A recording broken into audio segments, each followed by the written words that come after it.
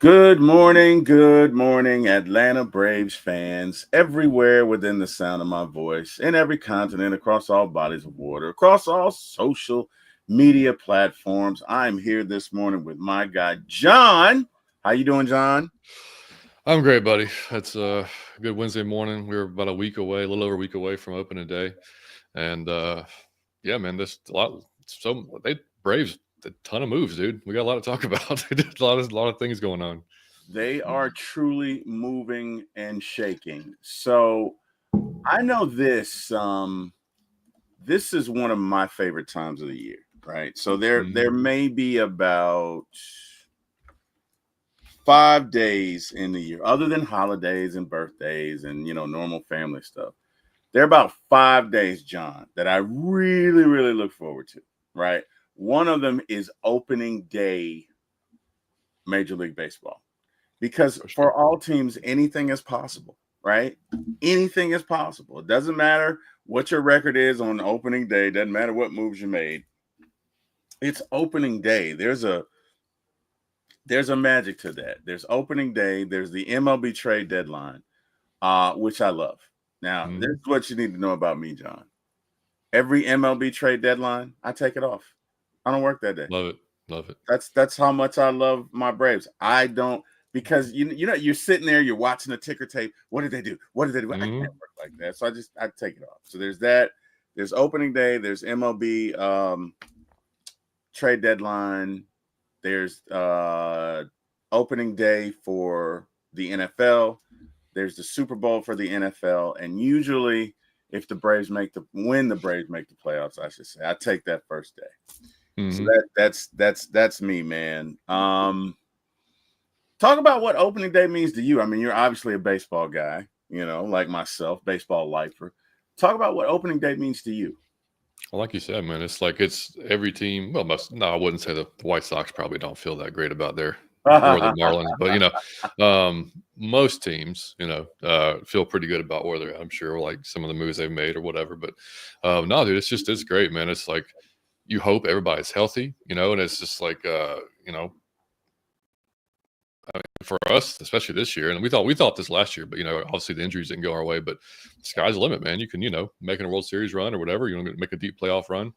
We know our division is going to be tough with the Phillies and the Mets, but it's just it's just I don't know, man. It's like I remember watching every opening day with my dad. You know what I mean? Like whether it was at the game or on TV, and so it's always been a special day, especially even now with Liam. It's like we've seen every opening day too, and we've watched that together. So it's just it's a special day, dude. It's I mean, I normally if I am working, I mean, the game's like depending on where we play. Like this year, I Right. think they start times what 4:10, I think, over in San Yeah. Diego. In San Diego. So Yeah. I'll be done by that day. Liam's getting home from school at that time, so it's perfect. So, that definitely a special day, man.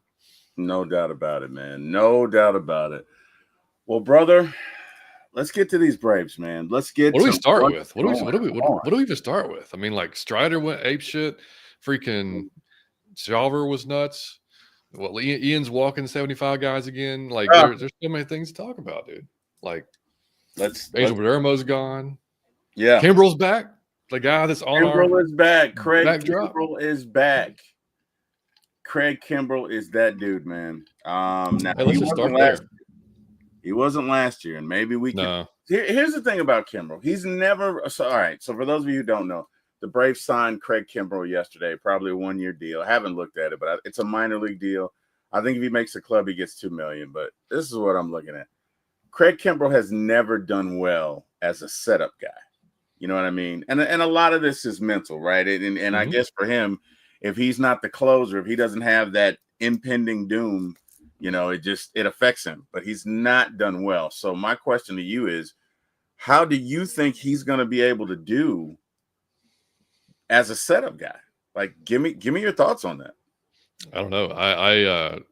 Yeah, I mean, looking at just briefly, I mean, yeah, like last year, he struggled with the Orioles, 5.33 ERA, which is definitely an outlier. I mean, like his career ERA is a 2.59, with Yeah, 440 saves. That's yeah, elite. But Yeah, I don't know. I don't know. I mean, I was surprised. I mean, he turns 37 in May. You know, so definitely at the end of his career. I kind of hope. I mean, I hope it's a storybook ending that he comes back to Atlanta. He does well. Rides off into the sunset as a Brave. Whatever. Because he was here during some shitty years, man. Like when he was here, he was just DJ like Upton. yeah, man. I mean, like he was. It doesn't make any sense to have an elite closer on a bad team. And that's what we were for so many years. And that's unfortunately why we ended up trading him. But yeah, I don't know I think they're going to, obviously he's going to start in the minors. I think the plan is to ramp him up down there. Then he joins a major league team. Obviously he's not going to be our closer. We have, Iglesias is for sure that guy. So if he is going to be the setup guy, maybe it's a different voice. Maybe Kranitz is the pitcher whisperer and, change the scenery, different voice, back home. You know what I mean? Like maybe all that stuff kind of. We've seen it with Jesse Chavez. We've seen it with the guys around the league. Sometimes it's just a comfortability thing. So maybe he's maybe he'll be just happy, and can throw again. So we'll see. I mean, I'm excited though. I hope he, I think it's a very low risk move with a high reward. What I mean? You're talking about $2 million. I mean, like that's nothing for a reliever these days, especially one that could possibly be your setup guy, or God forbid something happened, Iglesias could close for you if you had to, So because we've talked about that before, it's like, hey, who is going to close if Iglesias goes down? And we don't have that guy. You know what I mean? Like, and we're not super comfortable with that guy at least. So maybe Kimbrel's that dude. Maybe, man. Maybe. I don't know. Obviously I'm sentimental. I mean, look at Kimbrel. To me, Kimbrel is a right-handed Billy. God, what's Billy's last name? Billy Wagner. Yeah. He's a right-handed Wags. Their legs, the way they approach it. If you look at, and I think Kimbrel was here when Wags was here for the Braves with us last year. So I think Wags had a lot of input on Kimbrel. Mm-hmm. But I mean, like you say, we'll see, man. We will see. It's interesting. Braves made a lot of moves. So they signed Kimbrel. They traded away Perdomo, right? Which is interesting because dude at 6'8" throws gas. Now he wasn't back to 100%. I will give you that. I mean, you could see he wasn't throwing 98, 99. He was working his way back up to that. But I mean, you trade him like you. I mean, what's up with that? Like, I mean, did you not think he would get it back this year, or did you just not have room? Was sending him down to the minors not an option? Give me your thoughts on that. He just clearly was not part of their plans. I mean, I think. I mean, that's the only thing I can. I mean, we're not there in the clubhouse or whatever. But it's I mean, he was on not all the way back, and and we'll talk about some of the starters in a second. But like. This team wants to win this year, so they want guys that are 100%. They're there, they're ready to go, they can contribute. And they just didn't feel like he could contribute, and like you said, I think the upside's big on him, like you said, just the size alone, the way he throws. I mean, had some good outings, some shaky ones. So I don't know. I just, it was a surprise. I thought they would at least, send them down or whatever. But like you said, maybe, I don't know. I'm not familiar if he has options or not. Probably not. Or actually, he probably does. He just probably just said, you know what, not going to be for us this year. And they didn't even get a player. They got cash. So like we just got cash for him. You know what I mean? Like we didn't even get a player in return. I'm gonna send you $20, and I tell you what, you go ahead and send us old Perdomo. Like I don't. But whatever, man. Hey, whatever. I mean, if they like it, I love it. But geez, man, like, okay, let's get into it, right? You have Diekman, but Diekman got sent down to the minors. So yeah, along with Buck Farmer, right? And a few other guys, right? Buck Farmer, Diekman. Let me see if I can look up who else got sent down. I think it was 4 guys, but I think the ones we were really paying attention to was Farmer and Diekman. I don't think anybody else had a chance. From my understanding, they've not sent down Pilar yet, correct? Which they got to think the world of him because he got lit up the other day. You and I, well, we didn't talk, but I sent you text messages. We were watching the game. He got lit up the other day. I mean, lit up like a Christmas tree. That was him facing the Phillies' number 1 lineup. So, like, to Yeesh. me, like, I mean, I know it's spring training, and I know he's working on stuff, but I mean, he was dominant against basically a minor league lineup. You know what I mean? Which is essentially what he's been facing the entire time. Yeah. Then you face the Phillies ones, and it's just I mean, it wasn't even a competition. So No. I'm okay if they're like, you know what, we go on back to the Marlins. That's all right. You know what I mean? Like small sample size, but man, that's a tough one to withstand and get roughed up that bad by. Because, unfortunately, I mean, all eyes are on you in the spring training, and you're going up against major league team with, like I said, with their A squad out there. That's tough. But hey, either rise or you don't. They got to think a lot of them, man. Like they got to think this guy is Superman or something, and he has not figured out how to fly. Because when I tell you the Phillies lit him up, bro, they lit him. It was like crushed. I mean, it wasn't blips and bleeders. This was hard contact. Mm-hmm. You know what I mean? So I don't know, but they've not traded him back. They still want to keep him. We'll see. Got to do some housekeeping this morning. We got Berto in the house from 95 North. What it do, Berto? How you doing, What's man? up, buddy? Hope all is well with you this morning. Deke, how you doing, Deke? What's going on, Deke? I see you, man. Falcon Commander, good to see you this morning, man. Hope all is well out there. So, yeah, they look it. I don't know. They, like, to your point, they do this every day. They see him every day. Sometimes guys can just have a bad outing. Sometimes they can, feel I don't know. But I know his outing was really bad. I mean, really bad. So we'll see. I mean, I'm sure he'll have another. We got 7 days? Yeah, 70 days. Season starts or 5, right? Because they like to leave and go the day before. Season starts, and they're out the West Coast, so yeah. Season starts Thursday, so they'll probably leave Wednesday. Going back home. Let me ask you this: do you like what you've seen thus far? Give me your thoughts on everybody, dude. Yeah, I mean, just we didn't mention it, but like y'all saw, Riley got hit in the hand last week again. As well, I think it was like the day after our last show. I think it was last Thursday. But it was left. They removed him, but he was fine. They did X-rays, negative, all that thing. It's like that can't be happening. We can't know. Like, don't do that. But it's good. Most everybody's healthy, except for Murphy. I know, and that being said, I mean, Kurt Casilli was sent down. I think he's going to take the option, so he'll be probably not even on the squad anymore. So basically, we got Chadwick Trump and Drake Baldwin, and looks like Drake Baldwin's going to start the season on the roster, maybe even start day one, which is awesome. I think it's great because I mean the guys that he's caught.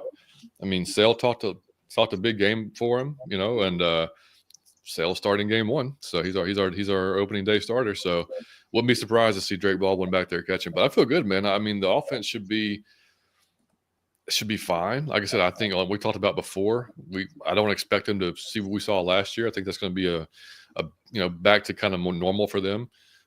Tim Hires coming in, probably have a new approach for a lot of different guys.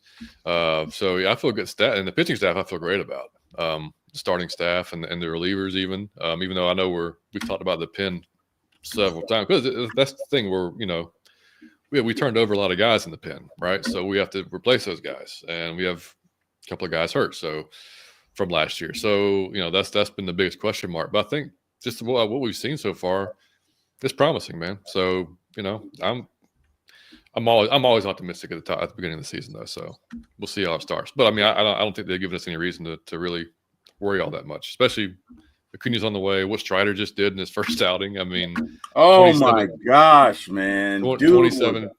Damn. 27 pitches, 23 strikes. Struck out 5. I mean, so yeah. I mean, throwing 98 already. So his curve was ridiculous. He made Vaughn Grissom look stupid. That was just wrong to do with that guy. But I mean, hell, I love it, dude. I mean, so I think a lot of Braves fans are probably like, man, let's just get him back. He's ready to go. And I'm like, well, no. Like we talked about. I mean, or I think y'all talked about on the show the other day. Like, how long was he going to go? I figured he'd have a count, and he did. It was 30 basically. He needed to stay under 30, so he went just over 2 innings, but was just I think the first pitch ground ball, the rest were strikeouts, and maybe another ground ball. I'm not sure, but just dominant, dude, dominant. So I mean, he's coming back soon. Acuna's coming back soon. Nothing but I'm positive, man. I'm ready to go. Man, if we can stay healthy, this team we can rival the Dodgers. Just point blank, period. Right? If we all stay healthy, let's look at what you got. You got Sale, you got Strider, you got Schwelly, you got Lopez. You got. Then you got 4 and 5. Yeah, I think you do. You got 4, 5, and 6. You got Holmes. Well, no, Strider's your right. Hold on. You got Sale, Strider, Raylo. Yeah, Swallow. Yeah, right. Welly, yeah. Holmes, AJ, and probably Ian. And the question you got to ask yourself is, are they going to keep Ian up here, or are they going to trade him? Because the odd man out has got to be Ian now, and maybe what they're thinking is, look, this guy got it done in the World Series when it mattered most. But it's just he walks a ton of guys, and that's a fine, like, you could do, and not that he did this, but you referenced him the other day. He sucks everywhere else, but then comes to us and he's lights out. Oh, Chavez, yeah, Chavez. Chavez. To me, Chavez has a better arsenal because even though he's got a pitch on the corners, his balls have movement, right? Whereas Ian, if that changeup isn't working, he's going to get lit up, right? And the thing about it is he walks so many guys, you can't do that. Yeah. You know, go ahead. No, I mean, you're right. And that's the thing. I mean, with him, and I see it at the high school level all the time, it's smart for the hitters because they're going up there. If they see a pitcher cannot locate his off speed, right? They're just going to sit on it. They're going to sit on it. They're just like, I'm not swinging at that shit. I'm going to wait for a fastball and I'm going to crush it. Yeah. And unfortunately, that's kind of what the book is on Ian because, I mean, if his changeup's not there, like you said, if he can't throw it for a strike, or if his curve is not working, then, and I mean, I know he's kind of worked on a slider, bringing a slider into it now too. But if that stuff's not working, then he's done. Like it's over with. So, and yeah, his last outing, it was actually the same game as Strider. He came in, walked 5 dudes. Yeah. And it's like, I mean, you can't do that, man. And that's the thing. It's like this year, like what I just said about Perdomo, same thing about Ian. Like we want to win this year. We don't have time for him to figure it out. So he may, if I don't think he gets sent down, I think he either is traded or he's the long guy out of the pen. Yeah. Or a 6th starter if we go with a 6-man rotation, which is a possibility. I don't see how you don't give it to AJ now, especially after what he's done. Like the 8 strikeouts in his last against the Red Sox. I think basically the Red Sox like B squad. So I mean, he's earned it. AJ's earned it for sure. So AJ's probably your 5th guy. And until, of course, this will change when Strider gets back. That's something. There'll be some moving parts, but maybe they stick with a 6-man rotation. Who knows? Because they want to have that health going into the latter part of the season. But Ian's just got, like I said, he's definitely going to be the odd man out, long man out of the pen, or a trade bait. And like I said, he can start somewhere. Just maybe not for us, because again, so there's a team out there that's not looking to win. Of course, they're all looking to win, but they can't realistically win this year. They got time for Ian to figure it out on the mound. We don't. Yeah. So and that's a good point. On a team where there's no pressure to win, he can figure it out, right? Mm-hmm. He can, and there's no time for him to figure it out. Now, with that being said, when that changeup is working, it's working. I mean, it's deadly. He's truly a dichotomy of Dr. Jekyll and Mr. Hyde. If that changeup is working, he can hang with anybody. 100%.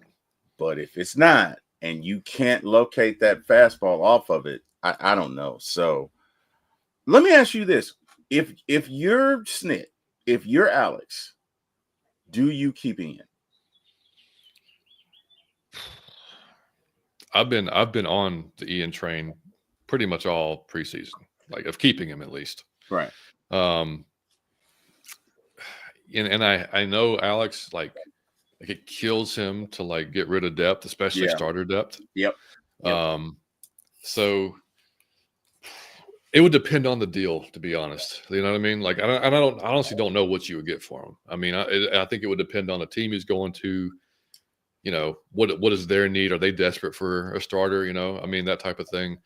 I would be open to listening, but I think ultimately you probably, unless it's like a Perdomo situation where it's like, you know what, dude, we've given you every opportunity. You know, I know you've had some injuries, but like it's just not working. You know, that type of situation. Yeah. Then you probably keep him just in case shit goes sideways, because you never know. Yeah.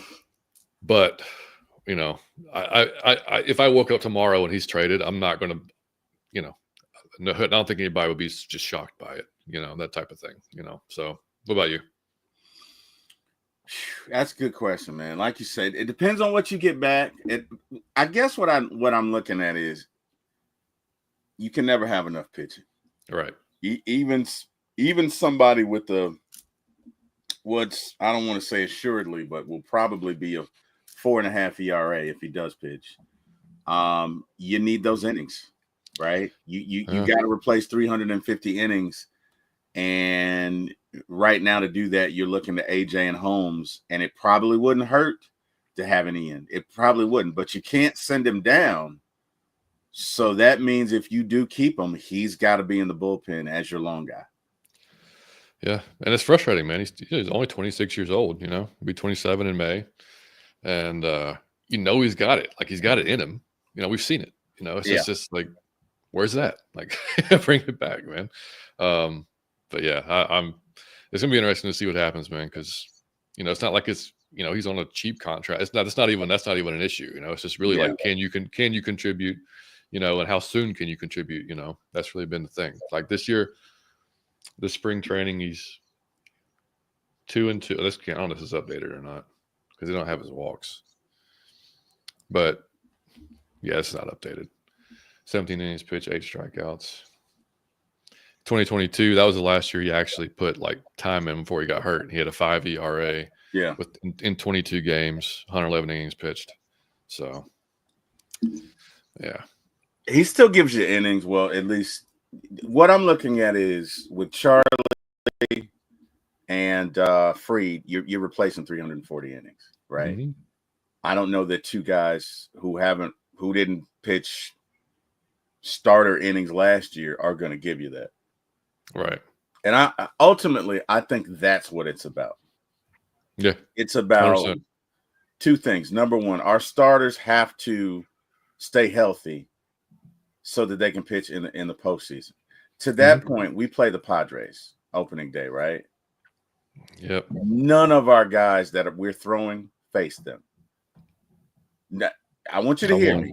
Not Sale, not Raylo, not Schwelly, definitely not Strider. I don't think they saw Grant Holmes. I don't know. I don't think they did. I don't think so. I don't think they saw Grant Holmes. So just AJ, and that poor guy was like told the day before, like, hey, get your ass to San Diego. You got to pitch. Right. So, I think, look, if the Braves can stay healthy, you can afford to have Ian out there every 6th day, right? 6th, 7th day. I think you can do that. You can survive it. You know, you gotta, if the bullpen performs like we know they can, they should be okay. And to that end, let's talk about it. So we did send down Buck Farmer.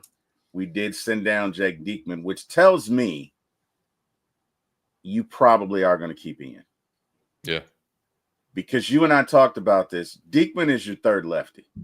And Diekman has not been bad. He's not been bad at all, right? So it's not performance to me that says before Strider comes back, anything can happen. We just want to keep Ian around. And it could be maybe you don't trade him initially, but maybe you trade him second, third month in the season as you have other guys down on the farm who are doing well and looking forward to that chance. That's what I'm looking at. Just because you don't trade Ian now doesn't mean you don't trade him in season. It's Right? similar to the other Atlanta team that may trade somebody down in the season.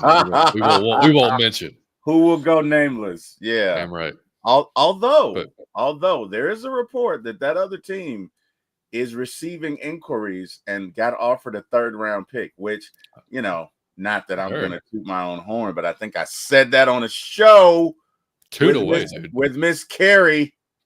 I was giving Carrie a hard time. Dude, when you get shit right, you have to promote it. You have to, because I get so much shit wrong. So exactly, it's fair. It's fair, right? But I was giving Carrie a hard time. She's like, yes, you did say that, but you also said we'd get a 2nd and a 3rd, and I was like, damn, I did say that. So I called the Tyler Algier pick years ago, and I still brag about that shit. You gotta do it. I mean, you gotta do it. You gotta do it, man. Berto called that the Falcons would pick Penix, which I don't know how the hell he did. I have no idea. Yeah, he was like one of 3 people in the fucking world that called that one. So at that point he was then dubbed Berto Damas. So Berto Damas, if you're listening, we need your wisdom, Berto. What are we gonna do with the Braves? What are we gonna do with he who will remain nameless? he who shall not be named, Kaiser Sose. We won't say his name. That's right. But anyway, so Kirk Casale sent down. Kirk's old. I'm sorry. Kurt is older. Yeah, in baseball terms. Yeah. Yeah, he's older. He's 38. You know what I mean? And I guess they just didn't feel like he could. I don't know. I don't know why they sent him down. They did. They sent down Buck Farmer. They sent down Jake Diekman. They sent down Jake Marisnick. Which, look, if you've got depth at the farm, that's fine. I'm okay with either one of those. Buck Farmer is a little better version of Elder. Yeah, I think you might see him back up at some point. You might. I wonder if you'll see him up as a starter, though. Probably not. I think he'd come out of the pen. If we need him out of the pen, that's what he would be. But now, that could change depending on health of the rotation. But probably. And then I did see we signed James McCann to a minor league contract as well. So I don't know. It's like I think we didn't get to it last week, but there was reports that Grandal turned down the Braves or whatever. Osmani Grandal. He did. So don't really care. I mean, like to me, what are you really getting with him or McCann over the Trump or whatever? Like they're not that much better. You know what I mean? Like it's kind of like we know Drake Baldwin. We want to see him. We're going to get Murphy back at some point. So I didn't see the point of Grandal anyway. But McCann is just another kind of low risk, probably depth type of thing, So, and he's a veteran. He is. And with Sean going, you don't really have a veteran catcher. So maybe I can't see them sending down new catcher. What's the kid's name? Just can't remember anything this morning. Not awake. Who's our catcher, John? Drake or Draco? Trump. Yeah. I can't see them sending down Drake. No, they're not. I cannot. I can't see them sending down Drake. So, maybe you sign McCann, you stash him in the minors, something happens, you bring him up. To me, it looks like the Braves are hedging their bets and we don't want what happened to us last year, which was catastrophic, by the way. Yeah. And I've never seen happen to any major league club to that extent, like where you had so many of your guys go down that you just weren't ready. And to your point, and you referenced it, I just don't think Alex wants to be in a situation where he's without options.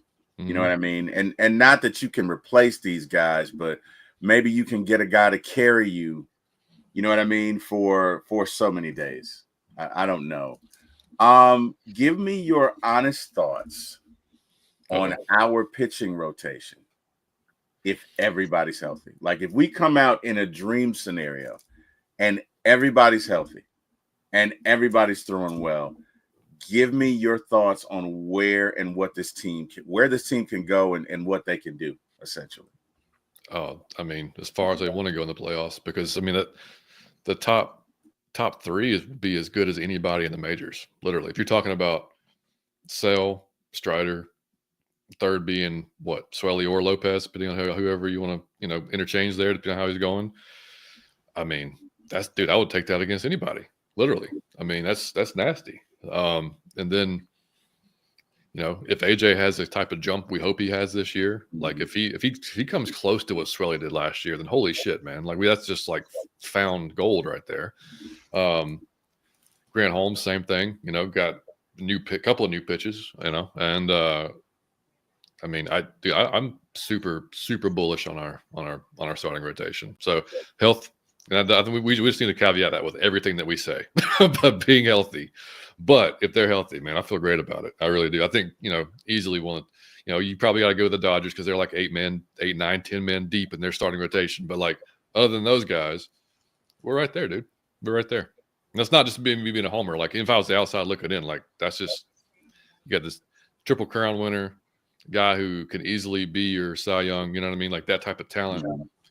And then Lopez, who was all-star, or Swelly, who came out of nowhere and throws 6 pitches, commands 6 pitches. So, yeah, I feel good. I feel like if all things go well and this team can stay healthy, you're looking at a World Series winner. Let's go. I love it. It's like I got Mike right next to me talking about the Falcons. I love it. Right. You got a team. I mean, let's look at this, man. This rotation, and I'm not going to say that they rival the ones in the 90s. I'm not going to do that. Yeah, right. But this rotation comes close if they're all healthy and perform. This because to be honest, with most major league clubs, you got most of them that are winning, you got a dominant 1, a dominant 2, a pretty good 3, and a serviceable 4. Mm-hmm. What you don't have is a 1 through 5. Good afternoon, good morning, good night. Right? Yeah. So you literally feel like every game you have, like they're going to set you up with a chance to win. Right. So just thinking about the 4, right? Just thinking about Sale, Strider, Schwelly, Raylo. If those guys all come out and perform like 1s, and Holmes and AJ perform like 2s, where are you going? There's no break. Mm-hmm. You know what I mean? There's no break. So again, if this thing works out, Alex Anthopoulos is going to look like a genius because at 100%. The beginning of the season, we all said, you got to go out and get a starter. You have to go out and get a starter. You got to go out and get a starter. We're getting a starter. Like, what are we doing? And he doesn't do that. He goes and does the discount double check with the bullpen.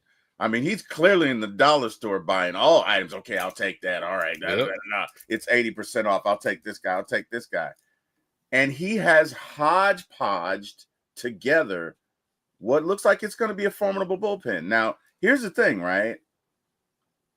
That's the only thing. That bullpen has to work. Mm-hmm. Because if it doesn't, I don't know that there's anybody out there that you can go and get now. Maybe David Robertson. I don't think he's signed.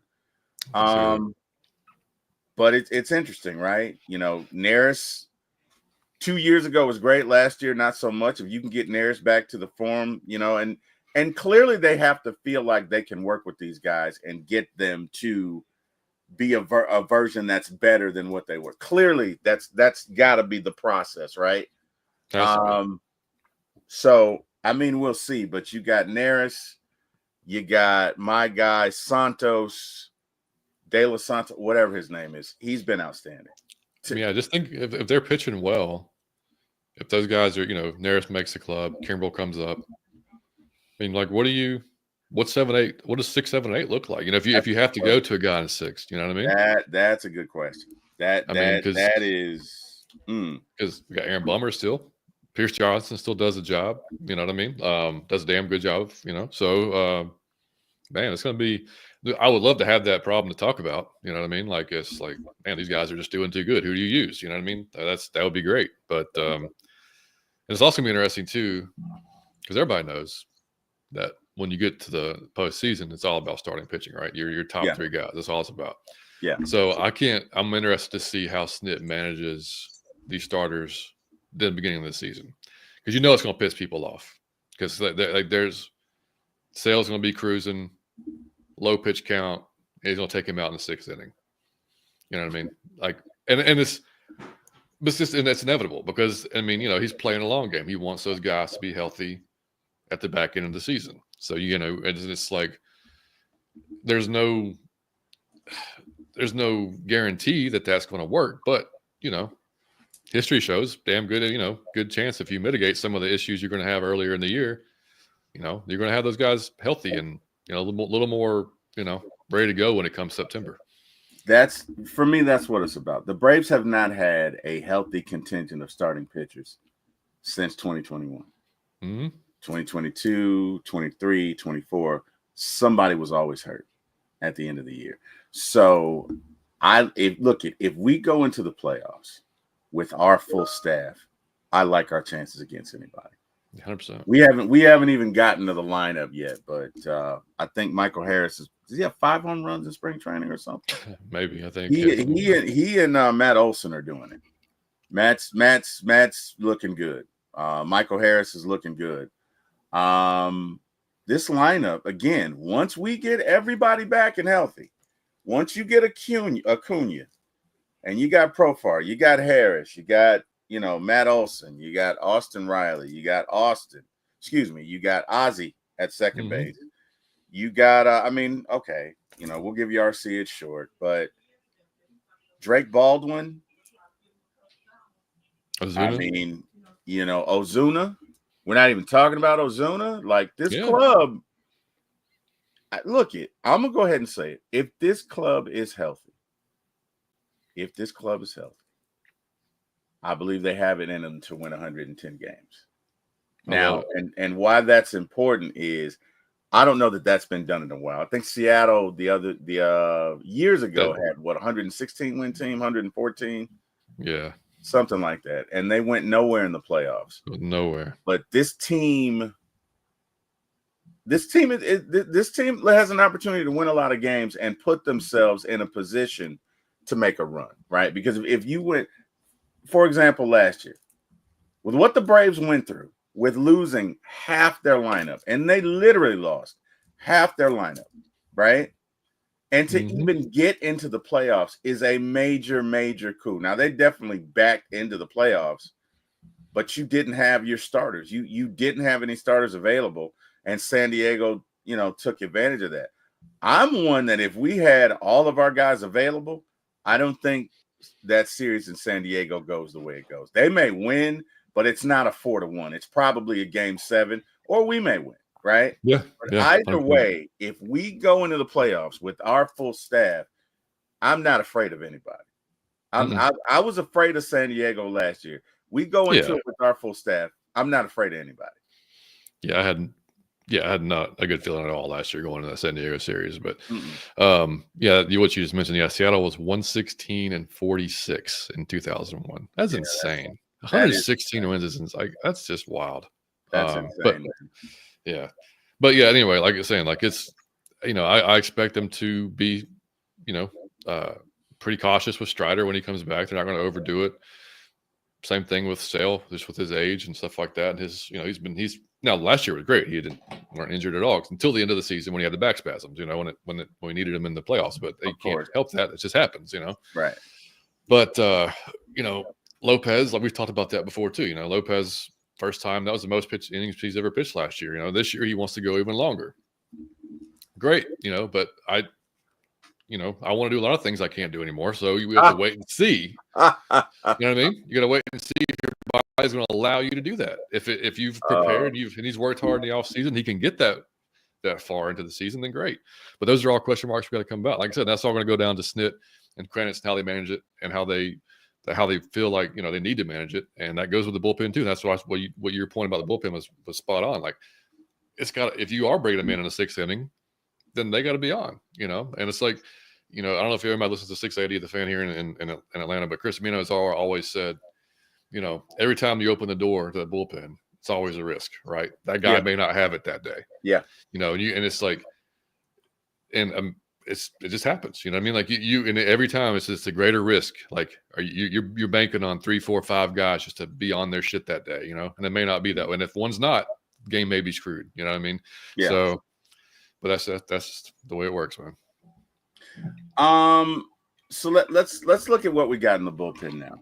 Let's give me 1 sec. Bring this up.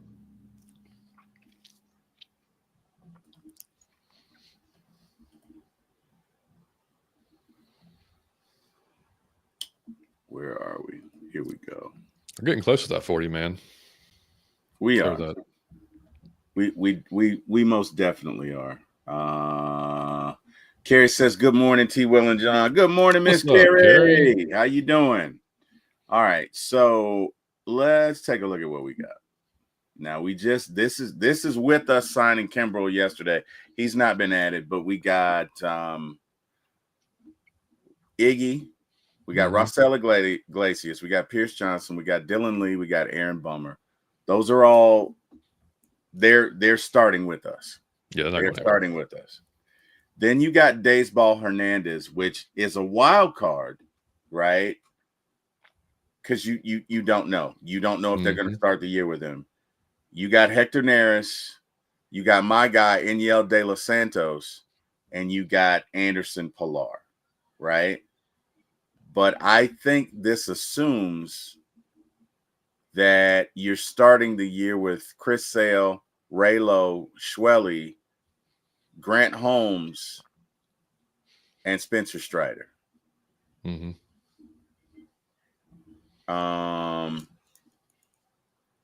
Because it's typically 8 and 5. 1, 2, 3, 4, 5, 6, 7, 8. So Bryce Elder's definitely not going to be here. Spencer will probably join us mid to late April. Yep. I would say.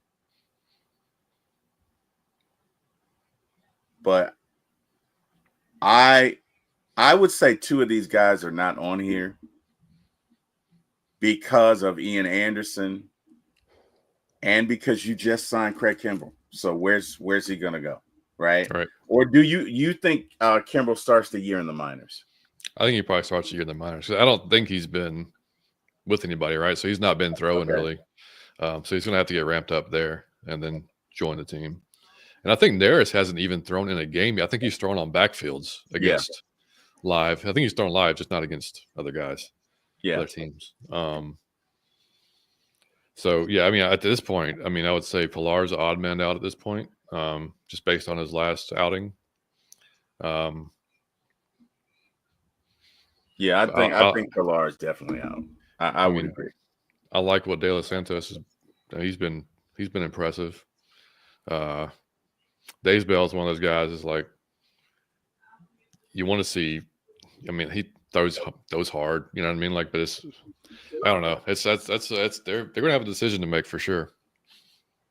It's it's the walks, but like you say, Daysbell can hit 100, and if he's on, he's on. If he's on like he should be, and if he can pitch off that fastball, right? Because let me tell you something: major league hitters can hit a jet. They can time anything, right? So you got to have something to pitch off that fastball. Now, if you can throw a breaking ball, and if you throw 99, you only need one to pitch off that. You don't need an assortment or an array of pitches. You just need one good one that you can keep them off, right? Come out of your hand the same way, and look at you got him. So I think if Daysbell can figure that out, then I think he's there. I definitely think De Los Santos is there. I agree. I think Hector probably starts in the minors just to ramp up and get time. I know he's been pitching, but still, I don't know if he's going to be ready. I think either you trade Pilar or the Braves figure out another trade to keep Pilar. But I don't think he starts the year in the bullpen. I think Ian Anderson is going to stay, and that means you got one more guy. Well, Pilar go back to the Marlins, right? If we don't keep him. If we don't keep him, and if we don't work something out with them via another trade, right? Then he goes back to the Marlins. And I just don't, for whatever reason, the Braves must see something in him, because I don't think they want to let him go. So yeah, I mean, he was, like I said, he was doing good up until the Phillies, but like I said, you get to look at who he faced, and he's been facing minor leagues talent for the most part. You know what I mean? So it's tough. It's a short time you have to make that decision, and it's just tough when you had an outing like that. You're like, shit, man, is that going to be more the what you really are, or like are you going to be, you know? So I don't know, but yeah, that's a tough one. But yeah, like you said, I mean, most guys, I mean, in fact, I think if you ask most hitters, they prefer velocity. Like they prefer to see velocity because they can hit that. You know what I mean? For the most time, unless it's just some of these, you know, like Skeens or Strider that have like it's an electric fastball that just, you know, is different than, you know, they're going to prefer a fastball over anything that moves any time of the day, you know? Yep. We got my guy, A1 from day one. What to do, Chris? How you doing, man? What's up, Chris? Hey, how y'all feeling, man? Pretty good, man. Just talking about some of these moves. Chris, give me your thoughts. So looking at the screen now, right? Looking at the bullpen, you got Iggy, you got Pierce Johnson, you got Dylan Lee, you got Aaron Bummer. They're all starting. You know, these guys are making the team. Then it goes to Daysbo, Hector, Enyo De Los Santos, and Anderson Pilar. Now, I like what Enyo De Los Santos has done. I feel like he's earned his spot. That doesn't mean the Braves feel that way, but I feel like he's earned his spot. I'm pretty sure you're going to come out with Daysball Hernandez. It's not a guarantee. So that really leaves you two spots. Hector Neris, who was a beast 2 years ago, ran into some hard times last year, and Anderson Pilar, who got crushed by the Phillies. I don't think Anderson is going to start the year with the bullpen. I don't know if Hector is, just because he really hasn't seen anybody in a spring training game. I feel like we're going to have Ian Anderson as our long guy in the bullpen, which leaves probably one more spot. Give me your thoughts on who you think that would be, Chris. True, that's tough. Man, that's a good question right there. I'm going to go with gut feeling here, and I'm going to go with Hector anyway. I think Anderson may be that odd man guy out.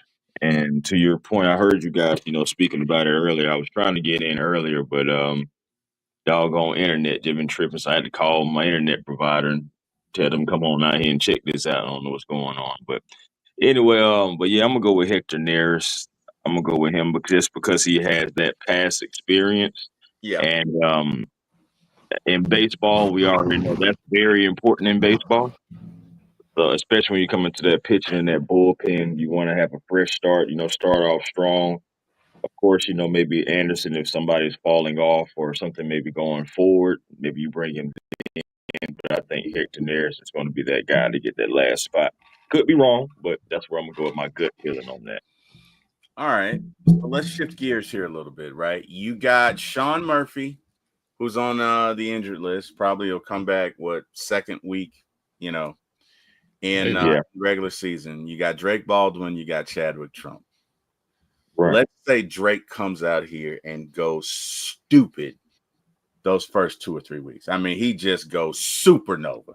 He's hitting everything, right? He's hitting 350. He's got 4 dingers, right, in the first 2 weeks.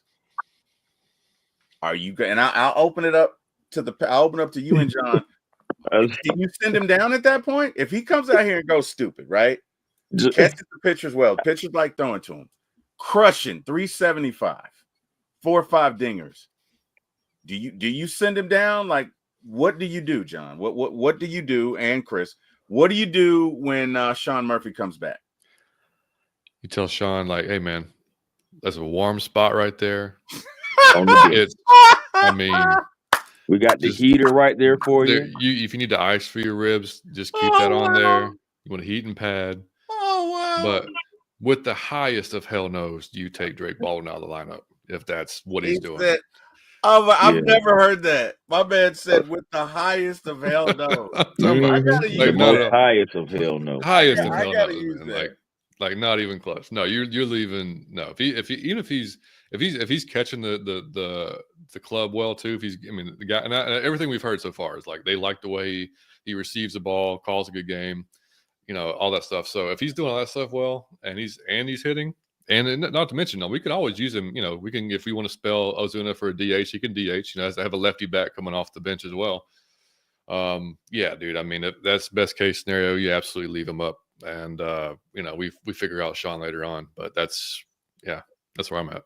My Drake bad. Baldwin doesn't even have to hit 350 for me. If Drake Baldwin is hitting Right. 260, 275, 250, Sean can still sit himself over there in that warm spot with a heater and he can ice himself down, whatever. Dude, It's just I'm yeah. not taking him out if he's doing well because as much as I like Sean Murphy, he has been getting a little dinged up, and I'm just saying like the future is here. Drake Baldwin, let's just be honest, he's what I'm saying if he comes in and doing well, like I'm real big on going with the hot hand, and if he's a hot hand, I'm sorry, Sean, you're gonna have to wait until he cools down or starts to show signs that what I'm saying he's taking a turn for the worse. Again, he hits anything. He hits 250. I'm sitting Sean Murphy down. Yeah, I don't know if I'm sitting him at 250, but if Draco comes out here and he's hitting 300, 315, I may send Trump down. And I may play he and Sean Murphy 50-50, right? Well, you gotta think about this. If he's calling good games and all that stuff like that as well, I'm factoring that in, of course, as too. No disrespect to Sean. I just need somebody who's going to be available, somebody who is going to be my future anyway. That's just me though. So I know Yeah. we're paying Sean. I get it, Yeah. but it's just availability, man. That's No, what I I'm look, availability. I agree. Yeah. Go ahead, John. You never know with the rib too, dude. It's just like the oblique. Like it's. Yeah. I mean, man. I know it's a break. It's not a muscle injury, but still, like when you're coming back off of that, that's not a fun thing until it's just good. I mean, that's everything with hitting, man. Like you're going to feel that every single time. So, I don't think best case scenario, Drake does come out raking and Sean can take his time getting better, get There healthy, you and then go. have maybe even have an extended time in minor leagues to get ramped back up, and then because I'm sure it sucks for Sean because I'm sure like he had a terrible season last year, so I mean, I'm sure he wants to come back and show everybody like, hey, that was not me. Like this is actually who I. Because even his defense took a step back last year, and that's just odd because like he's always been a really good defensive catcher. Well, if you can't, if you got this oblique, that's going to impact your throw. Oh yeah, rib or oblique. From the catching position, if you got and if your oblique is hurting, it's going to impact it, man. So I don't know that and he that's ever got another point too, though, family, Yeah. because he's having that oblique, he's having that rib. I'm thinking about those same areas. Those are close by.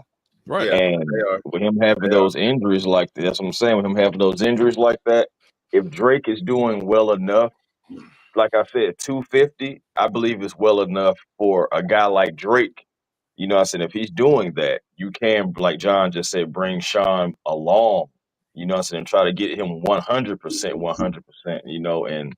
And I feel like it'll be better for the Braves in the long run. It's not like you're rushing a guy back because you have another guy who is raking or at least doing a good job to where it's like, okay, we're not desperate at catcher. Like, so let's hurry up and get this Drake guy out of here. I don't think, the Braves would be like that. So, yeah, man. Try to bring him along slow if you could. Yep. I got a question for you guys. I don't know if you guys have already talked about this or not, but I just wanted to get you guys' thoughts about our ace returning the other day, Mr. Spencer Strider, and what did you guys think about his performance? Ridiculous. Lights out. Ridiculous, man. I mean, I expected him to do pretty well, but I mean, to come out there and just look like he hasn't missed any time at all. I mean, but you know what? That's the work he puts in, his work ethic alone. Like it's not surprising, And you saw his interview after the game. It's like, yeah, we're coming along. Like he's just playing it down. I'm just like it's like still got these things to work on. But I mean, damn, dude, you hit 98 in your first game back. Like, all right, like sure, but yeah, he was dude, just crazy impressive what he did. Yeah, and understand, Spencer Strider is a very smart guy. Like if you've ever seen him in an interview, I'm talking rocket scientist smart. Like knows physics, understands it. Like very smart guy, very hard worker. A little on the arrogant side, which I don't mind that in a guy if you can do it, because I don't know if you guys saw the interview with him where they were talking about he pitched against Ronnie, and he was like, they asked him, well, how'd Ronnie do? And he's like, well, Ronnie's over against me, but that's normal. I like it. Something he said, right? But I'm like, hey, I mean, Ronald Acuna, okay. I hear you, Spencer, but he's just lights out, man. Look it, and I've been saying this with John all morning. If you get the full crew back and everybody's healthy, watch out. If you get the full crew back, I'm not even looking at the Phillies. I'm not. It's like, yeah, get out of my face. You know what I mean? It's like if somebody comes up against you that you can beat in a fight, you're not worried about them. You just kind of mush them to the side, like, bro, you don't want move. That's how I feel about the Phillies. If this team is fully healthy, I don't think they got a shot. I'm not even considering the Mets. I don't think they have a shot. Legitimately. Now, again, if some other things happen, that's different. But if we can stay healthy. Oh, God, it's the cold one. Jeez. All right. I ordered the wrong coffee. I ordered cold coffee. Thank you, Maya. It's going to be cold coffee. It's going to be cold coffee this morning. Hey, buddy. I do it every morning. Cold brew, baby, every morning. Hey, man. It's it's better than the Mountain Dew, so I think we're making progression. But I just hey, man, baby I want to say, baby steps, man. Yeah, man. Spencer, though, man. Spencer Strider. The guy just, ceases to amaze. Honestly, man, one of the best pitchers, and honestly could be the best pitcher in baseball. Mm-hmm. The way his command, his control, the velo, the velocity. I mean, my thing is, I don't even necessarily think he's really worried about the velocity. Like Terry T. Will was saying, man, Spencer's a smart guy. Spencer's a special talent. It's things that he can control his velocity. And also just like the power of the pitch, he can change speeds willingly, and he can control all his pitches. He paints the strike zone. He throws with velocity. It's so many things that Spencer Strider just does, and honestly, I'm just glad to have him back. He was absolutely lights out, and honestly, if he could have went longer in that game, I don't see how they even score against us, man. So I'm thinking about stuff like that. And I know it's just spring training, but this guy could mess around and come in and bounce back. And the Braves, if we could get a repeat of Chris Sale, do you know that the Braves could possibly have 3 guys in the Cy Young running this year? Yeah. With Spencer, Chris, and a surprising Spencer Swallenbach? Love it. I'm just saying, guys, I'm getting excited because it's getting close to Brave season, like their opening day. I'm getting excited, and for good reason. And it's just, if we can continue, the key word there really for all Atlanta teams, I feel be stay healthy. We can stay healthy. Yeah. And if we can do that, guys, man, it's going to be a long season, but not for us. It's going to be like that meme, call the ambulance, but not for me. It's going to be just like that. So, all right, guys, let me ask you this. Nick Allen is killing it right now in spring training. I mean, sure is. Killing it. 440, 1 home run, which is a small sample. Which is insane because he had like 9 of his career. You know what I mean? Like he happened to get 1 in the spring training. He's not a home run hitter. So he's like Rafael Belliard when it comes to home run. He's like Rafael Belliard, on that level. But guys, what does Nick Allen have to do to start over Orlando Arcia? And John, we'll start with you first. Give me your thoughts. Is that even possible? I mean, if he hits we all know he ain't hitting no 440 in the regular season, but if he can hit you 260. I mean, because it depends on what Orlando's just a weird case because the whatever he had, 215, 218 last year was like one of the lower ones he's ever had, and we've talked about that several times, probably several reasons for that. So I'm interested to see what he's doing. I think Arcia starts the season as our shortstop, but I don't know if the leash could be somewhat short. I mean, if he comes out and he's showing similar shit to what he was doing last year, because look, if he's hitting the 9 hole, like we said before, I don't need you hitting a bunch of home runs. If you do, that's fine. We'll take it. We're never going to, but basically Arcia is going to hit you between 15 and 20 home runs every year, essentially 15 and 25, somewhere in that range. Nick's going to get you maybe one, maybe two. That's it. But if he's turning, I need somebody on the ninth that's hit the 9 hole to turn the lineup over. I need him to get on base because I need Ronnie and those guys that are coming up to be able to drive in runs. So if Nick can get on base at a higher clip than what Arcia can and play good defense, he doesn't have Arcia's arm.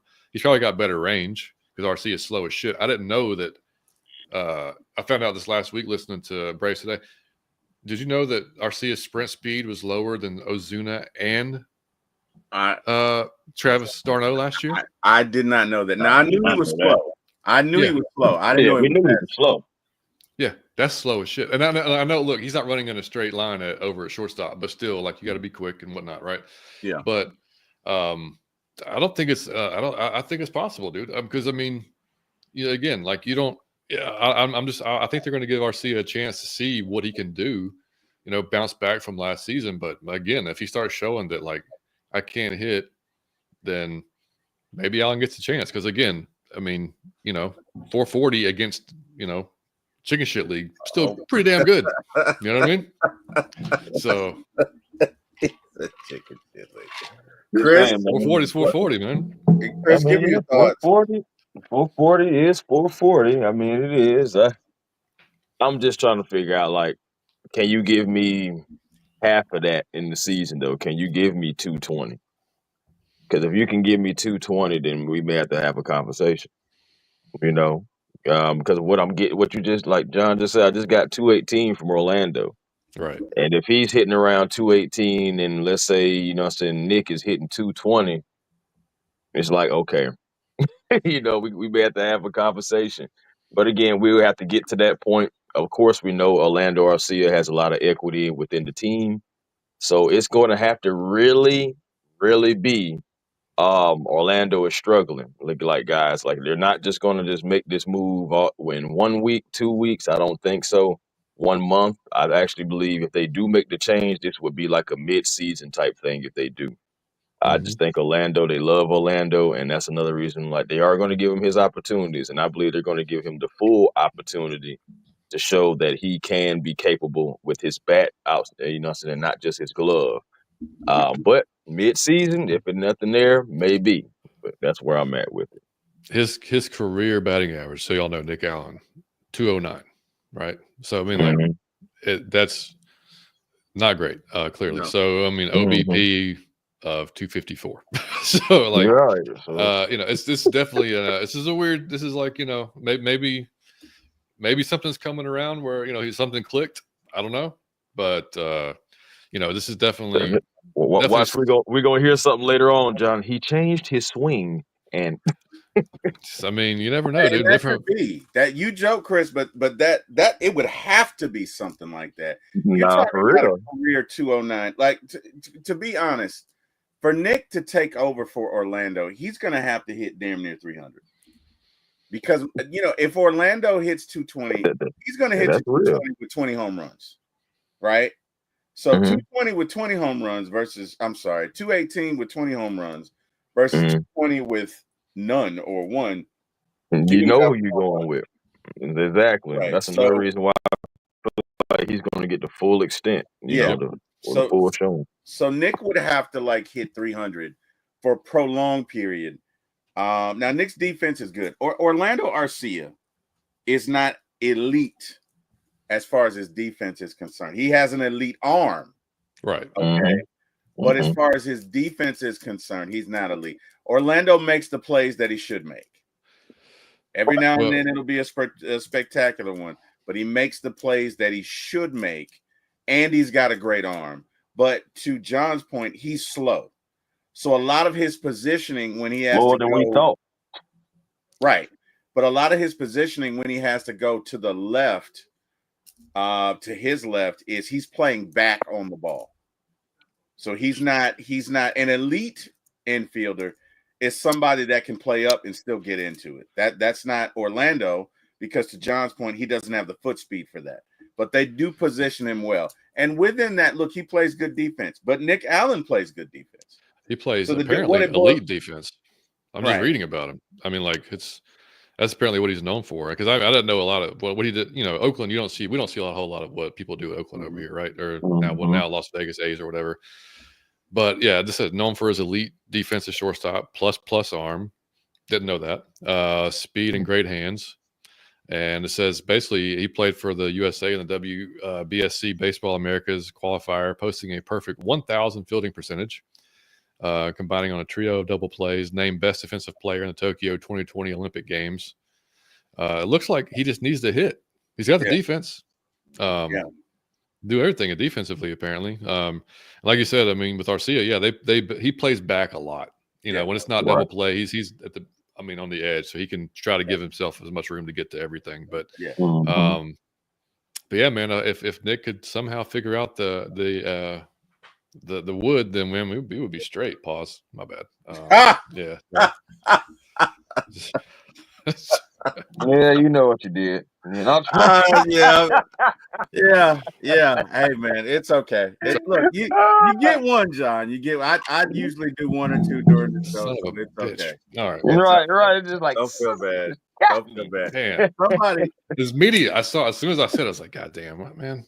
Hey, man, don't feel bad. Somebody did that the other day, but it was worse because it was when Kyle was talking about how he's going to be so much better this year. And he said he's gonna, just the way he put it, when the person said it, I immediately said pause. They didn't catch it because it was but it was bad, John. Like I'll tell you off air. But it was bad. But I'm saying it happens, man. It happens. It's all good. It's all good. We knew what you meant. Chris, so look and for me, Nick Allen's got to hit 280 because he's not gonna hit your home runs. So if he's hitting 280 and getting on base in front of Acuna, in front of Profar, who's ever leading off, then okay. And the defense is good, then you're okay. Then you're okay, right? But if he's hitting 220 and Arcia is hitting 220, it's not even close. Because one thing about Arcia, he's going to run into about 15 of them. Mm-hmm. You can typically book that. He's going to run into about 15 or 25. Now, you know, maybe his struggles this year are because he's got a new hitting coordinator in his ear and he's trying new things, right? And the thing about change is hard, right? You know, if change was easy, everybody would do it, right? Everybody would do it. Change is hard. So, I don't know, guys. We'll see. Let's see, man. But okay, T. Will. So what if he? All right. What if he's giving you great defense? What if he's giving you, let's say 235, but surprisingly, he's giving you 9 homers. That will not happen. No. Hey, I'm just saying. Hey, we putting hypotheticals out there. We're saying there's a possibility. I mean, okay, let's just say if the 440, let's say he did change his hitting. We do have a new hitting coach. Okay. Let's say he did change his swing and something did click. He's got to give me at least 250. At least 250? Okay, yeah. The conversation would start at 250, right? If he's giving me 250, and Jesus Christ, 9 home runs, which I'm telling you, this ain't gonna happen. But and that's fair. But if it does, in this parallel universe, if it does, then yeah, we can start to have the conversation. Because make no mistake about it, right? Bobby Cox once said, "Give me great pitching, good defense, and a 3-1 homer." And there you go, right? So to the extent that you can hit, Braves won home runs, and I tend to agree with them. Right now, again, to your point, Chris, if Arcia can't get to the Mendoza line, which is 200, for those of you who are not baseball fans, if you can't hit at least 200, and you know, Nick Allen's hitting 250, or to your point, 245. With 7 dingers, then yeah, okay, I'm going with Nick Allen. But all things being equal, if Arcia's hitting 220 and Nick Allen's hitting 240, I'm still going with Arcia because the chasm is not that wide on defense, right? Nick Allen is great on defense. Arcia is decent, okay? But Arcia is going to give you 15 home runs. And at the end of the day, when it's in the 8th inning and you need a run, the quickest way to do it is a home run. So my point is Nick Allen would have to he'd have to drastically outperform Arcia to get that chance. And is it fair? No, but life ain't fair. Look, if life was fair, I'd have a full head of hair. Clearly I don't. Life's not fair. Okay? Just saying. Right. So, and again, Arcia has so much equity within the team. I really do be believing in that when a guy is on a team 3-4 years, and regardless of what he's done, and then you bring another guy and be like, could it be some competition? You always got to think about, especially if the team drafted him, anything like that. I factor all that stuff in. So that's what I'm saying. Orlando is going to get his opportunities. He's going to definitely get oppos. They're going to do everything they possibly can, even if Nick is doing well, for Arcia to still keep the job until it just becomes undeniable. And it was just like, almost like everybody's talking about it, saying like that's when it's going to be. But again, like you said, I don't see it, we'll see, man. We'll see. I don't see it either, but we'll see. We'll see. No, that's a good point. We got to do some housekeeping. Michael says, fellas, what to do, Mike? What's going on, Mike? Mike says Allen has to do hit for contact and average with decent defense. Yeah. King Richie, you heard teams trying to give us a third round for Kirk right now. King Richie, I said that on the show. Not that I'm tooting my own horn, but somebody on this panel named T. Will said that like a week ago. Carrie, I hope you're watching. Just saying, Carrie. Carrie, like, man, I'm at work, bro. Leave me alone. The next time Carrie and I do a show, Carrie's gonna kick my ass because I've been wilding this week. It's because we miss you, Carrie. We miss you. That's what it is. I've been wilding this week. Carrie's gonna kick my ass. But yeah, I did. It's funny because she brought that up last night in the chat, and I was like, someone who will go nameless. T. Will said that. You did, but you said it was a second and a third.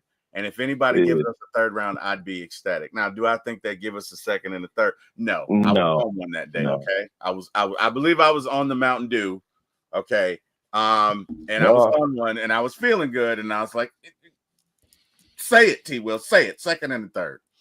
Now that I've had time to consider that and go back and look at that show, I probably shouldn't have said second and a third. But I think you were listening to some old Jeezy, and I think you listened to something.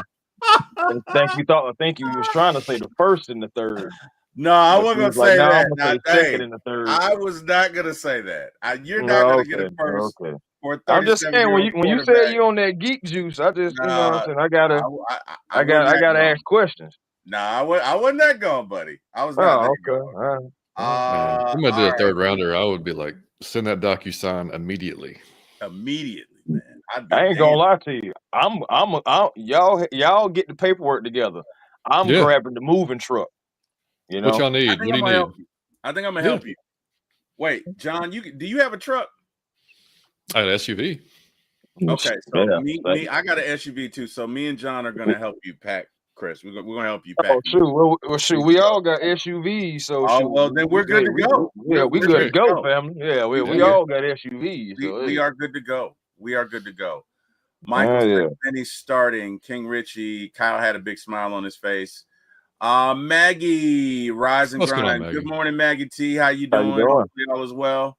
Rise and Grind. All he has to do is sit with Chipper for a month like Freeman and Riley did it. Coming up. Yeah, Mike, you gotta have it in you to do that. I don't know that everybody can do that. Like you know, hitting is hard. Hitting is arguably one of the most difficult. But correct me if I'm wrong. Chipper's not as close to the team as he used to be. Correct? He was frustrated working. He with was the team frustrated last year. Millie Mills says, "What's up, fellas?" He was frustrated last year. They're teaching because he was. That's what I'm saying. I thought going forward it was going to be a no-go. I don't know what his relationship is with Tim Hires, but hopefully it's better with. I mean, because I don't know whatever he's talked about. I don't know if y'all seen it online before, but he's talked about it several times about how the approach to hitting now is the basically coming up through the strike zone. Everything's uppercut. You know what I mean? And that's not how he was taught. He was taught. Right. You upper upset about it. right. You want to come. You want your bat to be in the strike zone as long as possible to try Right. to get the contact, and that's what they weren't teaching. So it was driving him nuts. It's like Freddie. He showed Freddie, and Freddie still uses this. He uses the white line in the box as his kind of guide. And that's how he wants his hands to stay on that white line. And if his hand stays on that line, he's going to be inside the baseball. So it's just little things like that, man. But I would love for him to be, I would love for him to be closer to the team and working with guys like that. Because, 300 from both sides of the plate. Yeah. I'm just saying. And people I'm don't just saying, you don't do that by accident, my boy. No, you don't just slip and fall into that. You did. No, but 300 from both sides of the plate is almost unheard of. It is. I mean, you could be 300 and 280 or two, but 300 from both sides of the plate, bro, you're two people. Like you're We almost should have known. We should have known a guy named Chipper. We're just like, hey, just chipping away at you. And that's all he doing. Game after game. Speaking of which, though, did y'all off topic? Did y'all see the homeboy from Seattle pitching from lefty and righty? No. Who's doing that? They drafted him out of, I want to say, Texas A&M. Throws 98 right, 93 lefty. Ooh, and he did it during. And he can switch during the at bat too. Like you don't have to be. He's got an ambidextrous glove then that goes on either hand. Yeah, with two thumbs. Okay. The two thumbs. Yeah. You know what? I got to check that out. Yeah, you got to pull it up. It's pretty wild. Yeah, another check. Yeah. Because see if he can become a Atlanta Brave or something. I tell you what, man, and I tell you what. Not to bring it back to football, but I'm going to have to bring it back to football. With Travis Hunter about to be drafted, and I would say Travis is the closest thing to that in football, to a guy who could legitimately play offense and defense. Do you guys feel like if he gets drafted, right, and he goes to a team that says, their cornerbacks are meh and their receivers are meh, do you think that we could see him maybe 70% of the plays on defense and 40 to 50% of the plays on offense? Give me your thoughts. Do you think that's realistic? Am I tripping? Am I on the wacky juice here? Or does he have a legitimate chance, contingent upon the teams, whoever drafted him, to do that? And let's start with you, A1. Give me your thoughts. How do you feel about that? You think that's a possibility? If he everything's a possibility if you get the right coach, if you get the right team to believe in what you're saying that you can do, give you that opportunity. I just honestly think that he's going to be more of a DB than wide receiver. Maybe you'll have like a package, third down, second and short, something like that. You maybe see him on offense, but I don't think teams are going to give him generally, the opportunity to play both sides of the ball in the NFL, just, for his safety, all the different things like that. Don't want to burn him out, injuries, all that stuff like that, so, NFL is a different game from college, regardless. So, like these guys are bigger, faster, stronger, so it's like, okay, do you want to put him on both sides? I think if he gets with the right team, I think he can get put maybe, like I said, second and short, maybe first and 10 on an end around, something. It just something just to get him within the flow of the offense and see. But I think he's going to be a defensive player. I think whoever drafts him is going to want him to play corner and solely corner. John, give me your thoughts on that. Same question. I hate to be boring, but yeah, if I'm a team, I need a corner. I want him to play because that's CB1, CB2. Hell, it's hard to find a really damn good corner, right? That's true. So it's much easier to find a serviceable wide receiver than it is to find a CB1 or CB2. So I'm taking him as a corner. Maybe wide receiver 3, wide receiver 4. You know what I mean? Like Chris said, some packages for him possibly. I don't think there's no way you can with his talent, and he's already said he wants to do it. Yeah. You can't just not use him on offense. That'd be just almost negligent because, again, assuming he's healthy and everything. yeah, I mean, I think you want to see him play corner and then just get him when he can, and then but you can't make it obvious either. Like when he's in the game, like, oh shit, ball's going to Travis. You know what I mean? Right. Right. So Right. maybe that's what I'm saying. Maybe wide receiver 3, wide receiver 4, because maybe depending on the team, not always in 3 wide, not always in 4 wide. So he's not getting a tons of snaps anyway on offense. So like it's not so obvious when he comes in that he's going to be part of the play. Who knows? But it's going to be interesting, man. I've heard the Patriots love him, but we'll see. I think some team is going to do it. And to me, we're at this point where we're kind of pushing the barriers of belief here, right? Because you would have told me 10 years ago that there'd be a guy named Ohtani who would come out, throw 97, 98, and just hit bombs all day. And I mean bombs. I'd be like, I don't know what it is that's in that cup, but it is really good, because you will never see that. And now that is a reality. And John, to your point, now we're talking about a guy who's truly ambidextrous, who can throw right or left as a pitcher. And guys, I don't think, well, I don't mean to condescend. Most people are not going to be able to grasp what that means. So if you could, John, take us through everything that you have to go through to execute a pitch to perfection, from your start, your base, your load, all of that. Take us through that. And then once you take us through that, everybody in the chat, imagine having to do that for both sides. John, if you could, sir, just take us through what's all involved. Dude, it's mind-blowing, because especially as a young pitcher, I mean, it's a constant game of adjustments. That's all you're doing is adjusting. And this is just from one side. So like, and I know how much time Liam spends, like, if he's changing his, like, he just kind of tinkered with his arm angle a little bit, like, and that's taken months, like he's changed his delivery a little bit with his leg kick, and like, like he's got a little bit more coil now than he had before. So like, there's all these different things that go into it, like your legs, your rotation. Can you get rotation? Your shoulders is in the right spot. Are you flying open? What's causing you to fly open? All this stuff, right? And then to just have the time to do it from the other side, and to, like, I can't even, dude, I look like a 4-year-old girl throwing my left hand like that. To be able to, I'm saying, like, to be able to do that from both sides is insane. Like, it's incredibly, I mean, just gifted individual, man. But to be able that ain't nothing but God right there, man. Right? I mean, that's God, it. Well, God and hard work, of course. Hard work, man. Yeah, to put in, because like I said, because you're getting, I mean, I just imagine them in high school, like, and even in college, like, you're getting, okay, this is what you have to do this is what we're seeing on the right side. Okay, now this is what we're seeing from the left side. Now it's just, man, that's a lot. That's a lot to do. So yeah, that's incredibly crazy, but impressive as hell. Just wait until we see a quarterback that can throw from both sides for power and accuracy. That'd be wild, wouldn't it? That, you know what? And but I'm telling you, man, these guys are like, again, when you're talking about pitching, right? You look in, you come set, right?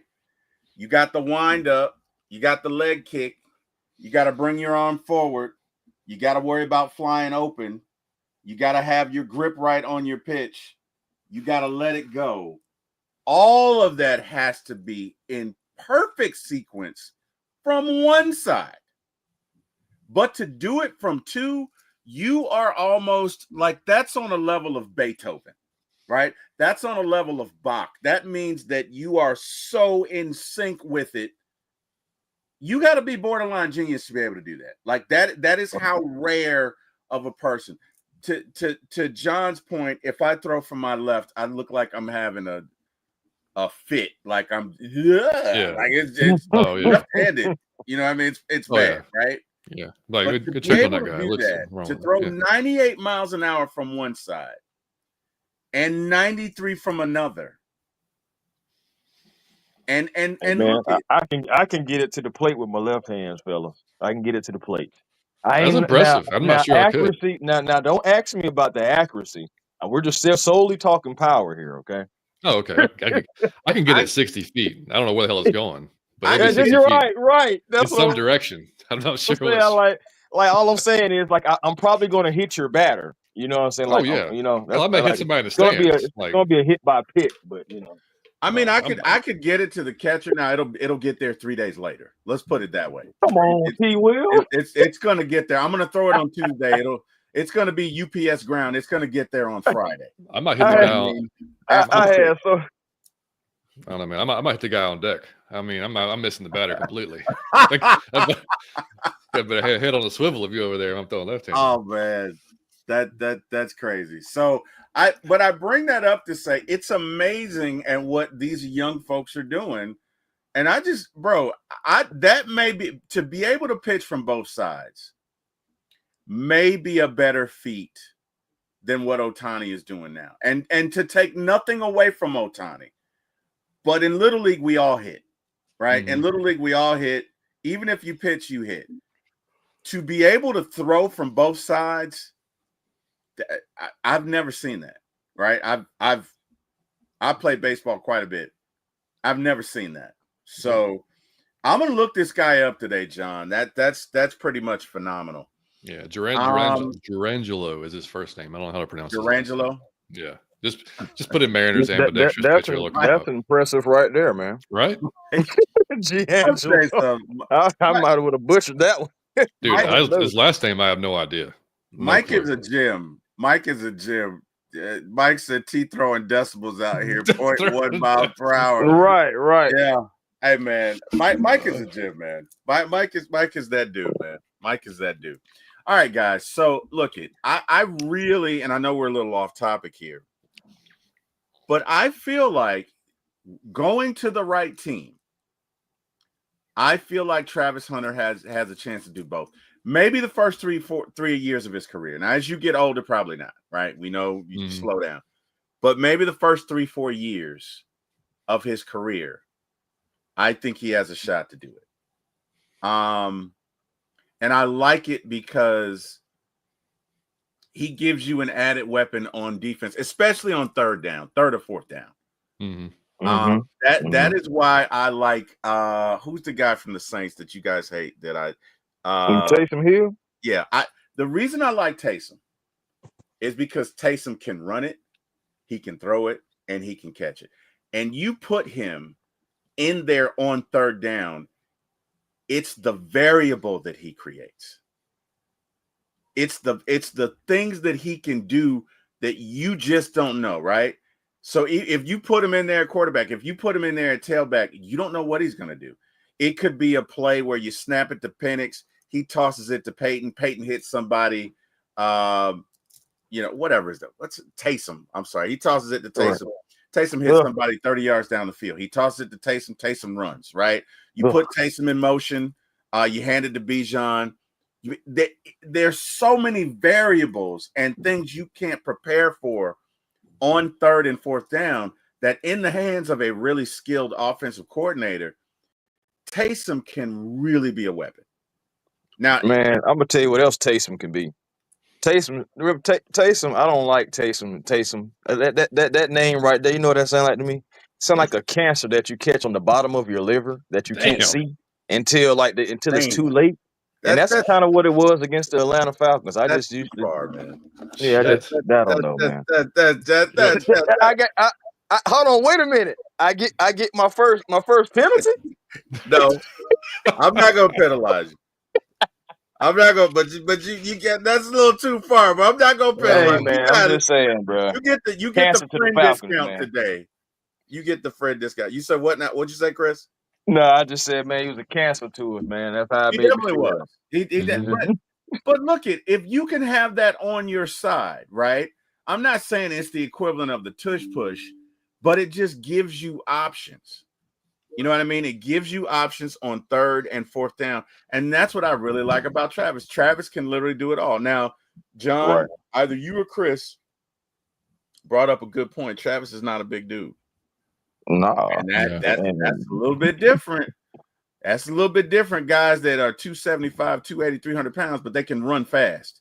And that's going to hit different. Stronger. That's going to hit different. So to your point, there are pros and cons to it, but I just think Travis is a great receiver. and a great cornerback, and contingent upon the team that he goes to, he could really be utilized in that way. Now, I have another question for you, John and Chris, and let's go back to the guy who throws both left-handed and right-handed. Let's say he catches on, right? Let's say this year he wins 12 games, has an ERA under 3. Let's say he does that for the next 3-4 years. When you go to pay him, are you paying him for one pitcher? Are you going to pay him to be one pitcher or two? Because he throws from both sides. Is that going to add in like an extra 5, 6, 7 million? Give me your thoughts on that. Well, his agent's going to have some interesting math to figure out. I'm trying to tell you.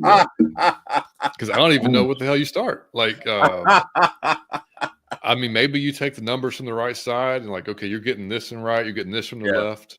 Yeah. And you kind of work out a mesh kind of a way to that's different, man. Because the same thing with Ohtani. Ohtani just got what, $700 million because he's essentially, you know, one or two hit and pitch. Right. He's like your best hit, literally your best hitter, and maybe you're 1 or 2 in your rotation. Yeah. Or 3 at the worst. Yeah. So I mean, like, that's why you get $700 million. So I don't know. He's not going to get that, but it'd have to come into play because he's bringing something totally different to the table. I think this is how the breakdown would possibly be, guys, and y'all walk with me on this. All right. All right. So I'm thinking since he pitches from both sides, they're going to have to break down, okay, when he starts, when he's starting for us, like, is he like a right-hander, like against, you know what I'm saying, against like most of the pitchers? You look at also the roster, you know, so, okay, do we, how many right-handers do we have on the roster already? You know, so like taking that into consideration, because maybe if you have enough right-handers, maybe you can start thinking about, okay, well, we'll pay him like he's a lefty, you know, or something. But, you know, it's like you said, John, that's some interesting math because it all depends on what the player is doing too. If he's throwing gas from both sides, if he's getting guys out from both sides, like for example, if he has 150 strikeouts, you know, so from the right side and 149 from the left, I'm like, damn, you know what I'm saying? Like, so it's a lot of metrics that's going to have to go into that. That's a great question because it makes your mind just like start to turn and like, yeah, how would they be able to figure that out? Would they have to, let's say, pay him as a righty, but have like hella incentives for the lefty? You know, that'll be an interesting contract. I would love to know the verbiage and the breakdown behind something like that. Because, you know, when he's in, like, they're going to have, you know, of course, they got analytics and every batter. They're going to know, okay, this guy sucks against lefties, so turn around, throw lefty. This guy sucks, okay, so turn around, throw right. He's going to be doing that the entire game, right? That's what I'm saying. And he's really going to be a real weapon for you guys. He's almost going to be like a mercenary going out there because it's just like it doesn't matter what side you bat from, he got you. Yeah, doesn't matter the matchup. Yeah. And that's right. Wow. There's a matchup nightmare again. It does because it doesn't matter the matchup for him. Like he's comfortable from either side. Yep. Which is going to intimidate more batters too, because it's just like, what can we throw at him? That'll be interesting. It will. The other thing is, but that's also, you know, what if he gets injured on one arm? And you get what I'm saying? That's also a chance you take. Is okay, he could get injured on one. You get what I'm saying? But I don't know. We can. It's just interesting thought to me, guys. We got to get out of here. I don't even. Ooh, that's kind of scary. Real quick though, T-Will. You think about it. If he gets hurt from the right side and he's rehabbing the right side, and then the left side goes out too, boy. Yeah. No, I mean it's interesting, right? But these are things we've never considered. But I mean, just with what these young kids are doing, it's truly amazing. I would wax poetic about it some more, but we got to run. John, tell these folks where they can find you. And again, as always, brother, really enjoyed it. Thank you for joining me. Great. Tell these folks where they can find you. Yeah, man, y'all can find us or still tweeting about the Falcons out of your effing mind on Twitter or X, whatever. Posted a video yesterday, first one in a while, just letting folks know about the draft show. And you know, that's, I know we're a little over a month away, but just kind of, you know, we hadn't been on in a while, so just letting people know we will be back for that. And you can follow Whiskey Fit Life on TikTok. I finally posted something yesterday. Suck at doing that, but trying to get better at it. And Just keep working, man. Just keep working. It'll get easier. It's a yeah, lot, man. bro. It's a lot. It is, man. JB Yates 311 on Instagram and that's my personal Twitter as well. And you can follow the Brilliant Chop Shop, which we don't tweet a lot, but again, got 75 different accounts, so we'll get better. It'll be better during the season. It'll be better during the season. So as soon as the season starts rolling, this thing starts happening. We're there. You know, we got it. We're there. But we got it, man. But T, I appreciate you, buddy, man. It's been awesome as always, and looking forward to the next one. Hey, brother, I appreciate you, man. As always, John, I appreciate your wisdom, man. And hey, good. We'll see you next Wednesday, buddy. Or hey, if you can join us for a couple of shows, if you got some extra time, let me know. Yeah. Hey, hit me anytime, y'all. Just shoot me the link, and if I got time, I'll hop on, man. Because it's hit or miss with me, so I can be available. Will do, brother. Appreciate that, man. Appreciate you, John. Yep, T. Appreciate it. Chris, see you, buddy. Yes, sir, family. See you. Chris, tell these folks where they can find you. Hey, man, appreciate you letting me on the show, man. I know I was kind of late, having some technical difficulties, but still great show, man. I said Morning Chop Shop. And I really love the name and love the people who are working the show. But for me, it is A1 Forever Sports. That is the platform on YouTube. Please come over, like, comment, and subscribe. And make sure you find your piece today. Yeah, I know you ain't heard that one in a while. But also Hawks Digest, doing our thing over there at the Hawks Digest. Shout out to the Hawks last night, getting a big win, beating a team that you're supposed to beat and doing what you're supposed to do. So definitely got to talk about post game and everything over there as well today. So come on over to the Hawks Digest. We are working hard over there, man. With rumors, there are rumors that are swirling. The folks are already talking about Trae Young and some other things going on. So just come on over there as well. TikTok, the real A1 Forever. Instagram and Twitter, A1 Forever. AT Will again. Like I said, thank you for having me, brother, as always. Hey, man, the folks on the panel love you back. And, brother, you don't have to thank me, man. Hey, look, man, me and you, we're like Starsky and Hutch, Batman and Robin, Iron Man and Captain America, whatever analogy you want to pick, man. Hey, man, it's me and you back to back against the world. All good, man. You don't have to thank me. I'm glad you're on here. With that being said, guys, thank you to everyone. Millie, what's wrong with you? I think Millie's trying to start the campaign to get Trae to Orlando, by the way. I think that's what it is. Yeah, man. I think so. But you know what? He loves our Falcons. He loves our Falcons. So I'm not gonna, he's a diehard Falcon fan. So I'm gonna give Millie his grace. Now, if he wasn't, might be a little different, but he's a diehard Falcon fan and we love him to death. And it's kind of like you tolerate the bad things about your family because you love the good in them. So we do know Jordan, so we're gonna leave that there. We're gonna leave that right there. So Millie, everybody in the chat, thank you for joining us. Miss Carrie, A1, Mike, Jonta, let's see, King Richie, Maggie T, Falcon Commander, Miss Carrie, everybody who joined us, thank you so much. Could have been anywhere in the world. You decided to spend a little bit of time with us. We appreciate that. We thank you. We can't thank you enough. Hope you guys have an amazing day and come back tomorrow as I will be doing a show with Mark Cheney. We'll be talking Falcons and a few other things. So please join us tomorrow. As a matter of fact, later on today, I'm doing a show with Scott Karisic. And our new show is called What the Falcon. That's right, What the Falcon. And by the way, I did get John's blessing. I did, I know his is out of your Falcon mind, but I did get John's blessing. But the show with Scott Karisic and I is called What the Falcon. Typically airs Wednesdays at 4. So hey, if you got a little time later on today, please feel free to join us. We'd love to have you.